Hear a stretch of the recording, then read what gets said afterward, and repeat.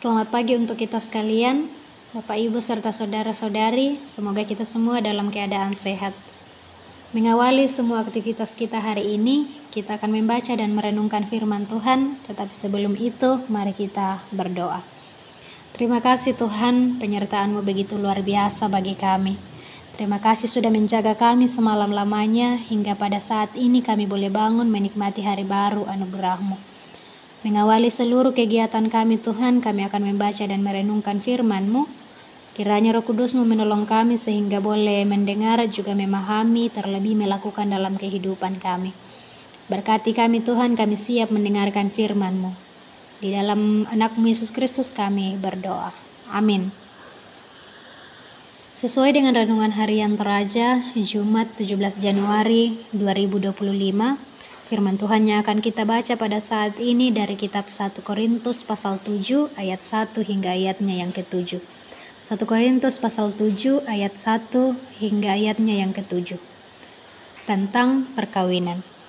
Dan sekarang tentang hal-hal yang kamu tuliskan kepadaku adalah baik bagi laki-laki kalau ia tidak kawin, tetapi mengingat bahaya percabulan, baiklah setiap laki-laki mempunyai istrinya sendiri dan setiap perempuan mempunyai suaminya sendiri.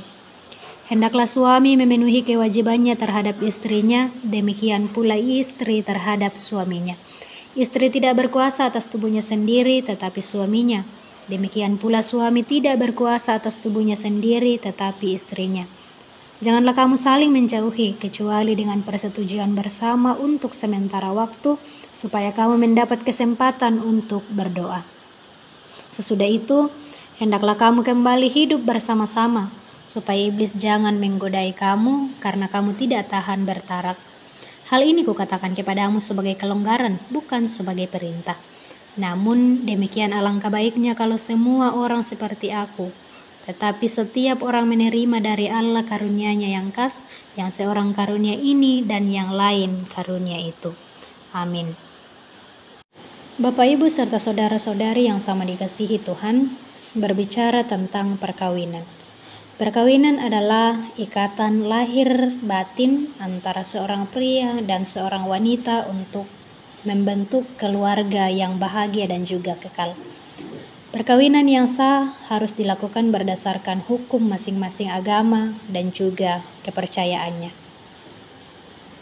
Orang tua serta saudara-saudari yang sama dikasihi Tuhan, tidak dapat dipungkiri bahwa zaman sekarang ini dalam hubungan pernikahan orang Kristen ada yang sedang dilanda masalah. Ada banyak hal yang terjadi dalam kehidupan berumah tangga yang kadang membuat hubungan antara suami dan istri mulai tidak harmonis. Mungkin salah satunya adalah mengenai rasa tidak puas dalam relasi antara suami dan istri. Sehingga tawaran kenikmatan dunia menjadi pelarian atas masalah ketidakharmonisan tersebut. Akibatnya, makna perkawinan mulai pudar. Tujuan awal perkawinan juga sudah mulai terkikis. Dosa percabulan pun mengintip pada perkawinan suci yang telah dibangun. Dan hal inilah yang mesti kita waspadai Bapak Ibu serta saudara-saudari yang sama dikasihi Tuhan. Melalui firman Tuhan pagi ini dari kitab 1 Korintus pasal 7 ayat 1-7, Rasul Paulus mengingatkan kepada pasangan suami dan istri supaya terhindar dari bahaya percabulan. Dan hal ini juga hendak menjadi pengingat bagi generasi muda, anak-anak dan juga remaja yang akan menuju ke jenjang perkawinan. Pada ayat ketiga mengatakan bahwa hendaklah suami memenuhi kebutuhan istrinya. Hendaklah suami memenuhi kewajiban kepada istrinya. Demikian pula istri terhadap suaminya. Saat perkawinan terjadi, baik suami maupun istri tak lagi berkuasa atas tubuhnya sendiri. Istri tidak berkuasa atas tubuhnya sendiri, tetapi suaminya. Demikian pula suami. Suami tidak berkuasa atas tubuhnya sendiri, tetapi istrinya. Itu jelas dalam ayat 4.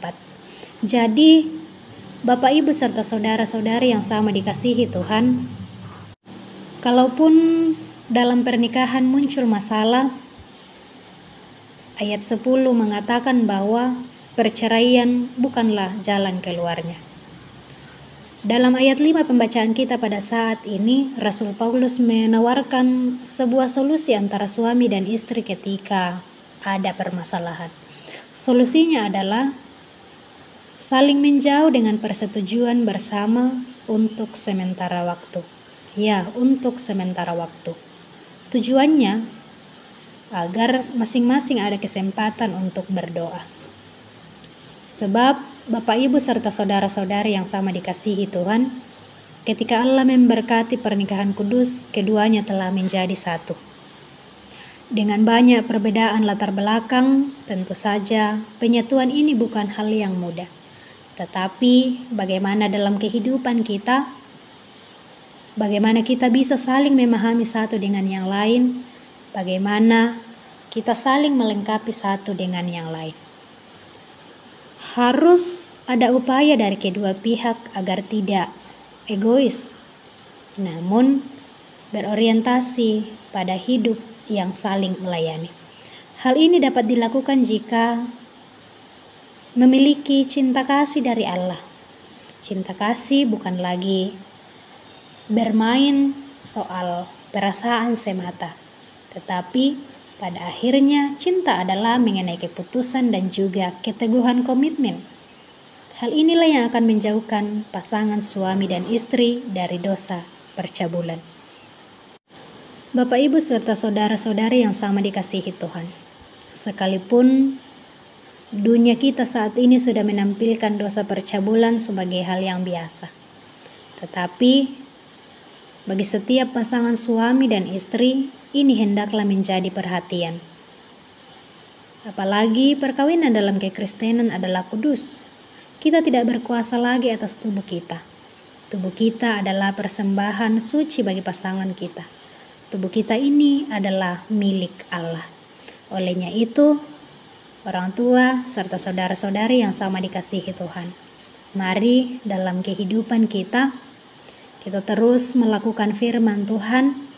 Mari dalam kehidupan kita terus saling memahami satu dengan yang lain, menerima kelebihan dan kekurangan masing-masing, saling melengkapi dalam kehidupan kita, agar di dalam kehidupan kita cinta kasih Kristus terus nyata dan kita terus menjadi contoh yang baik bagi orang lain, bagi anak-anak, bagi sesama kita, bagi semua orang yang ada di sekeliling kita. Amin firman Tuhan. Mari kita berdoa. Syukur padamu Tuhan Bapa Sang Pemilik kehidupan, cinta kasih-Mu terus nyata bagi kami. Terima kasih hari ini Tuhan memberi kami waktu untuk mendengarkan firman-Mu. Kiranya Tuhan Engkau menolong kami, sehingga firman-Mu yang kami dengarkan Tuhan boleh kami praktekkan di dalam kehidupan kami. Berdoa Tuhan untuk semua jemaat Tuhan dimanapun mereka berada saat ini, untuk semua sesama kami, kiranya Tuhan terus memberkati dalam kehidupan mereka. Juga Tuhan kami berdoa untuk bangsa dan negara kami. Kiranya Tuhan terus memberkati pemimpin kami mulai dari pusat hingga ke pelosok.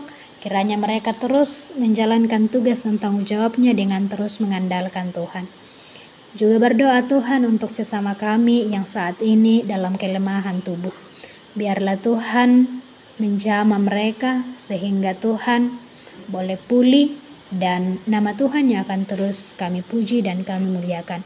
Berdoa untuk kami semua Tuhan dalam kehidupan pribadi juga bersama keluarga. Kami serahkan hidup kami ke dalam tangan pengasihan Tuhan. Biarlah Tuhan yang terus memberkati kami. Kesehatan, kekuatan juga hikmat yang asalnya daripada-Mu terus Engkau nyatakan di dalam kehidupan kami. Tuhan Allah Bapa dalam kerajaan sorga, berkati kami hari ini dalam menjalankan setiap tugas dan tanggung jawab yang Engkau percayakan bagi kami. Sekiranya Tuhan, kami boleh mengerjakannya dengan penuh sukacita, kami boleh mengerjakannya dengan terus mengandalkan Tuhan. Tuhan Allah Bapa dalam kerajaan sorga, ini doa kami, ungkapan syukur kami, permohonan kami, yang kami bawa melalui anak Yesus Kristus Tuhan dan Juru Selamat kami yang hidup, kami berdoa. Amin. Demikian renungan kita pada saat ini. Selamat beraktivitas untuk kita sekalian. Shalom, Tuhan Yesus memberkati kita.